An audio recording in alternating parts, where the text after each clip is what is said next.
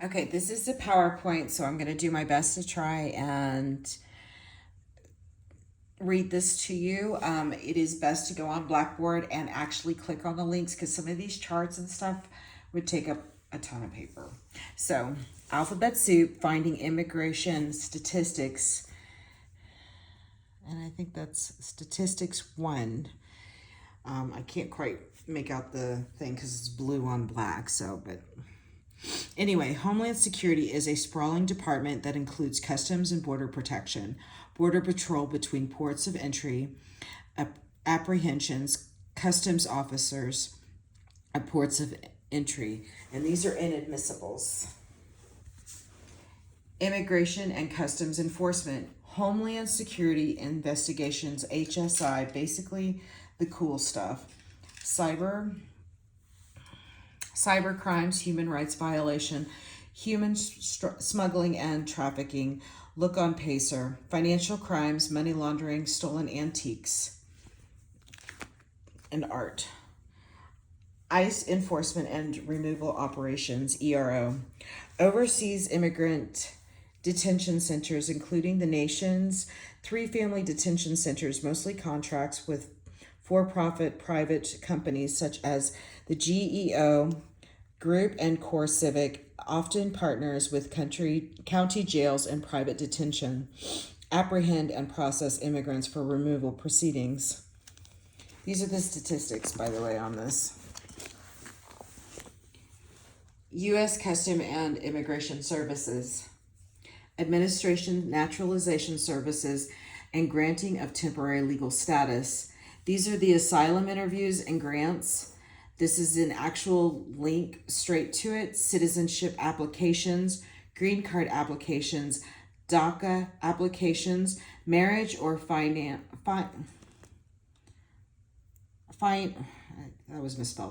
interviews and grants. Special immigrant juvenile status. Many UACs obtained legal status through this. DHS also includes TSA, Secret Service, etc., etc. There's the other department that deals with immigrants too, Health and Human Services, oversee the administration of children and families, which oversees the Office of Refugee Settlement, which houses immigrant children, UACSs, when they come here alone until they are usually released to family or friends. Then there's the Department of Justice. The Bureau of Prisons detains immigrants imprisoned on federal crimes. The Executive Office for Immigration Review oversees immigration courts. I'm going to try, and on my link, when I load this up, I will have to do like a separate link that includes all of these websites because there's quite a few. Unlike regular courts, immigration courts records aren't public. Yeah, you read it right. Neither are arrest records. But luckily, the friends are very smart folks at Syracuse University Transactional Records, Access Clearinghouse, and then this is also a link. There is also the U.S. State Department. They issue immigrant and non-immigrant visas when the applicant is abroad. And here's the website. About 185 types of visas. Non-immigrant are for temporary visits. A equals diplomat, B1, B2 tourism, F1 is a student visa, H1 to B, H2B, H2A is temporary work, EB is investor visa. I think that's an EB, yes. Okay, and this is really, really tiny. Immediate relatives and family sponsored, and then here's the websites on here, the visa categories. The State Department also oversees refugee admissions. So far this year, about 18,500 refugees have been allowed into the U.S. after Trump capped refugee admissions at a historic low of 30,000 and instituted the so-called Muslim travel ban. Cubans hold out for hope for their lucky number. Surge of migrants from island wait at the Texas border. 6 months into the fiscal year that began in October, nearly 8,400 Cubans have been deemed inadmissible at U.S. ports of entry, a category usually indicating that they were permitted in to seek asylum, on track to more than double the number from 2018. More Cubans are now crossing illegally between ports of entry too. For the first time, Cubans are in the top 3 nationalities making credible fear claims that are the first step in requesting asylum at the border. They made up 14% of such claims in December of 2018, surpassing Salvadorans to join Guatemalans and Hondurans as the greatest requesters of the protection, according to an analysis of federal data by the Cato Institute, a librarian think tank in Washington. In El Paso, the number of Cubans seeking to enter skyrocketed 870%. How did I find these numbers? And then I will try and click on these links and leave them. The video will load first. This is the USCIS. What about the deportation status? Track is your best friend.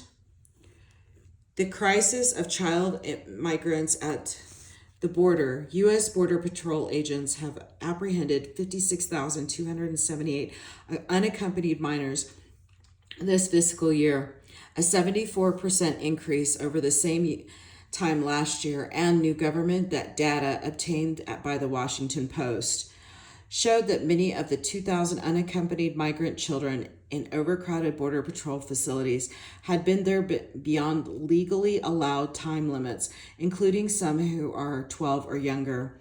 HHS is on track to house the largest number of children in its history, 13,200 minors as of early June. How to localize border crisis in your city. And that is a website as well. Look at schools, immigration courts. The state's largest district has more than 11,000 immigrant students who have been in America for 3 years or less, including the unprecedented influx of Central Americans last fall.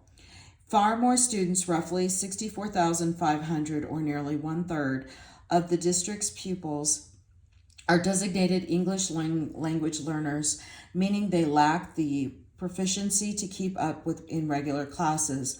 Among them, they speak more than 90 different languages at home. The challenge is profound in the Harris County metropolitan region, where the number of immigrants grew at nearly twice the national rate, almost 60% between 2000 and 2013, according to the latest U.S. Census. Figures complicating matters is that many recent arrivals bring something. Anyway, digging into immigration courts. This is by Lonnie and Creef and Matt Dumfrey. At Houston's Chronicle, overburdened immigration courts struggled with one of the country's largest and growing backlogs. One of its judges decided only a fraction of the cases as her colleagues, going a total of 24 months in the last 5 years. Without issuing a single ruling, federal court records show between January 2010 and May 2015, Judge Mimi Yam went as long as 7 consecutive months without issuing any decision. According to initial case completion data obtained through a records request from the Executive Office for Immigration Review, an arm of the Department of Justice overseeing the courts. Guess what happened next? Fired. At Houston, an immigration judge who hasn't heard cases for 10 months in the overwhelmed downtown court is no longer employed by the Department of Justice, a spokeswoman said Thursday. Judge Mimi Yam, who came to Houston from San Francisco in 2004 and had an unusual allergy to scented cosmetics that often caused her to reset cases, had long unexplained absences from the bench throughout her tenure. Between January 2010 and May 2015, for instance, she had several gaps when she heard no cases. including one consecutive period as long as 7 months, according to data from the Executive Office for Immigration Review, an arm of the Justice Department that oversees the courts. Finally, look at your county jail. In Houston, we need to be able to get a spreadsheet that ICE sent to the county for whom it requested a detainer for being here illegally. The AG ruled against us, arguing it was an ICE document that the county didn't have to produce. But an RGV was until recently able to get these statistics. What we're able to get in 2016 was mind-blowing. Here's other resources. Very, very useful list made by Angeli, formerly PRI. Also, FOIA is your friend, but an unreliable friend. I recently got an interesting database I asked for in March, but I have other FOIAs pending from July 2017. FOIA regularly, but don't rely. FOIA for information you know must exist and try to deduce in what format it could be. Ask sources for how much information might be kept. See if they have examples, forms, snapshots, or of spreadsheets, etc. Use state local PIA requests to try to get around supplement FOIA. Happy hunting. The Immigration Statistics, Part 2. It started shortly after Trump took office. His administration threatened to separate immigrant mothers and children at the border, and immediately the number of immigrant families coming here plummeted to record lows. The administration backed away from the plan and all was forgotten, or so we thought. In April 2017, Attorney General Jeff Sessions gave what seemed to be relatively innocuous announcements ordering prosecutors to ramp up charges for crossing the border illegally. Texas already prosecutes many illegal crossers. By 2013, misdemeanor and felony prosecutions for crossing the border had skyrocketed to more than 91,200 cases, a 500% increase from 2003. 60% of those charges were filed in the southern and western district of Texas. TrackFed is your friend, but requires a subscription. I use TrackFed to look at the number of prosecutions for 1325. It's kind of hard to read. I can't even read it. The latest available data from the Justice Department. Streamlined Trump pressing for mass criminalization of illegal crossers. Apprehensions drop, but prosecution skyrockets. And these are numbers that have continuously gone up. Even when migrants carry U.S. government paperwork specifically requesting asylum, they are often prosecuted. Nayan Pineda, who fled Venezuela in May after he was threatened for protesting the teetering authoritarian government, handed the official U.S. paperwork requesting asylum to Border Patrol agents when they apprehended him, his wife, and their 15-year-old daughter in Presidio in West Texas. His sister in Colorado had sent him the document. Despite the asylum request and no history of criminal or immigration violations, agents referred the parents for prosecuting and booked them into detention.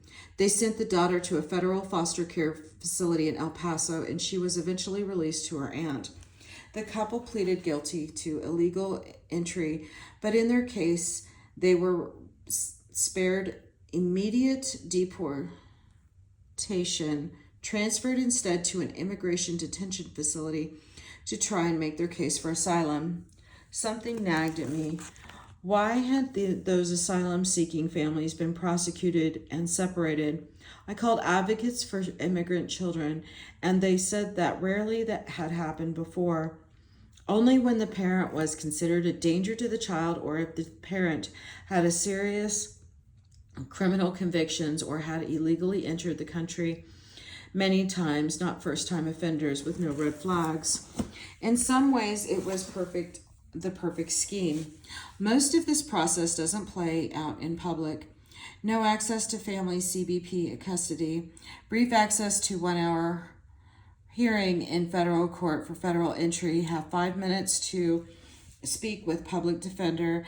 Parents go to BOP, black hole, then ICE, limited access unless you have their names and A numbers and know where they are and or if they have an attorney. Most parents did not. Children go to HHS, ORR, no access. From ICE, parents are often quickly deported, sometimes without their children. It's a black hole, and then I got lucky. I had been pestering the Western District of Texas, had public defender about it since July. Then in November, the office decided to fight the illegal entry charges of 5 Central American parents on the basis that they were a violation of their due process because the separation of their children made them unable to voluntarily plead guilty. That gave me access to separated parents. Also, Pacer is your friend. Did it. Trump moves to end catch and release prosecuting parents and removing children who cross the border. Use lawyers, advocates, Pacer, and court visits to track down 22 separated parents. The Houston Chronicle has identified 22 cases since June in which parents, like Mejia, with no history of immigration violations, were prosecuted for the misdemeanor crime of improper entry and had their children removed. Minors cannot be kept in federal prison. Defense attorneys cite more such cases. Groups who care for unaccompanied children report hundreds of recent separations in which parents often lose touch with their children in an opaque federal system involving I think that's litany of agencies. The government declined to release its own statistics. Followed up 1 month later with a profile of one separated mom, Blanca, legal limbo, her husband murdered, her son taken away, her mother seeking asylum, tells a judge, I have lost everything. This will also be posted in a little bit. Blanca was the only one of the group to be freed and reunited with her kid after the story ran. The other parents were deported alone and have yet to be reunified. I'm going to try and get as close as I can. Why don't you take my sons and me so that everything can end? She now implored, let us die together so that we don't suffer anymore. In court, more than a dozen Border Patrol agents and expert witnesses had, oh my goodness, I can't read the rest of that, it's too tiny. This will be up on Blackboard, or YouTube very shortly anyway. The story escalated. ACLU filed a lawsuit in February 2018. In April, Attorney General Sessions officially announced the zero tolerance family separation policy. We now know the separations in El Paso were part of a pilot program that separated hundreds of parents and children, according to an OIG report this year. Shortly after the NYT reported the first numerical figure of how many separations there had been, 700 between October and April. In May, I reported how parents had already been deported without their children. Immigrant families separated at border to struggle to find each other. And again, let's see. Yeah, that's really... Esteban Pastor hoped U.S. border agents would free him and his 18-month-old son after they were arrested for crossing the southern border illegally last summer. He had mortgaged his land in Guatemala to find his sick toddler's hospital stay and needed to work in the United States to pay off the loan. Instead, agents imprisoned the 28-year-old in July for coming back into the country after having been deported, a felony. They placed the toddler in a federal shelter, though where pastor didn't know. 3 months later, in October, the father was deported alone. His child he said agents told him was somewhere in Texas. I cried, I begged. He said no one could tell me anything. The typical 1325 hearing, peak, zero tolerance. An outrage escalated. Trump ended the policy in June, and a judge in the ACLU suit forced the government to reunify separated parents and children. The government had not tracked them together, so that launched an exhaustive process that is still ongoing to find all the parents and children. Amid the chaos, attention focused on shelters for unaccompanied minors, which are run by nonprofits that make billions of dollars in government grants. Opaque system with little transparency. There is very little public information about shelters for unaccompanied minors and almost no access to them. Even the advocates who have government grants to provide such children legal advice and know your rights presentations generally are not able to speak to the press under the conditions of their funding.